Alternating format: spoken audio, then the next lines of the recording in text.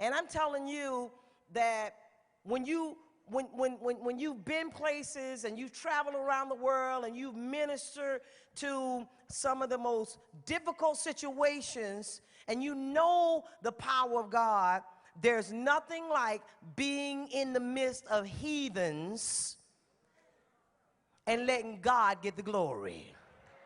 There's nothing like, I don't care what your title is, I don't care how big your church is, but there's nothing like being light in a dark place. There is nothing like being the seasoning or the salt when everybody has lost their flavor. And I'm telling you that the reason why people don't have no favor is because they done lost their flavor. And there is a flavor. There is an aroma. There is something that we must have that I understand that it's not by power and might. And guess what? If you're religious, you will not be able to do it. Because there is another level for us in God, but we're going to have to be different. We are a peculiar people. And sometimes the enemy want to put pressure on us to be like the world. Sometimes the enemy want to put pressure on us to be like other people. But can I tell you, you will never be powerful until you become different. You must be separated. You cannot be like them. You have to stick out like a sore thumb. You have to be the one that when you walk down the hall, they roll their eyes at you.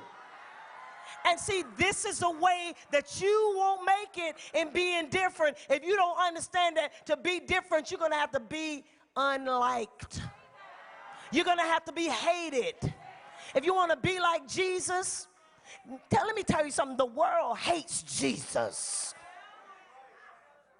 And the more you're like Jesus, the more you're going to be hated. But the more you are hated, the more power you have. You cannot love the world and love Jesus too. And when I say that, I'm telling you, you can't be saying God no more. When you get in certain, because guess what? There's all kind of gods. And you can't even say Christian no more because there's all kind of Christianity. You got to draw the line so that when you come, there's a here come one of them. She's one of them. You need to be talked about. You must be rejected. You have to be held down.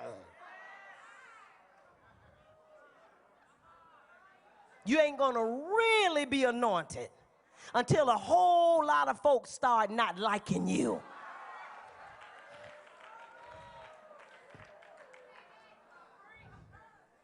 You cannot be popular with the world and anointed in God. I want you to look at the Bible and find out what happened to the anointed ones. We say we want to be like the prophets. Surely not the Old Testament prophets. Surely not like the Old Testament prophets who called a spade a spade. Because there was a standard. There was a standard in being a prophet in the Old Testament. And the standard was not just that you were correct. Y'all better hear me up in here. The Old Testament standard for the prophetic was not just that you prophesied and it came to pass. Witches do that.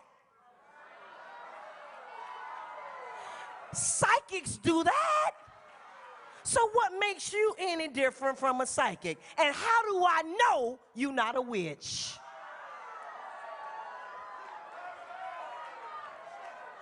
So what? You can read my breakfast, lunch, and dinner.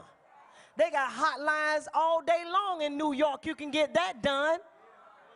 They got $100 prayers and $500 prayers and $1,000 prophecies. But what draws the line?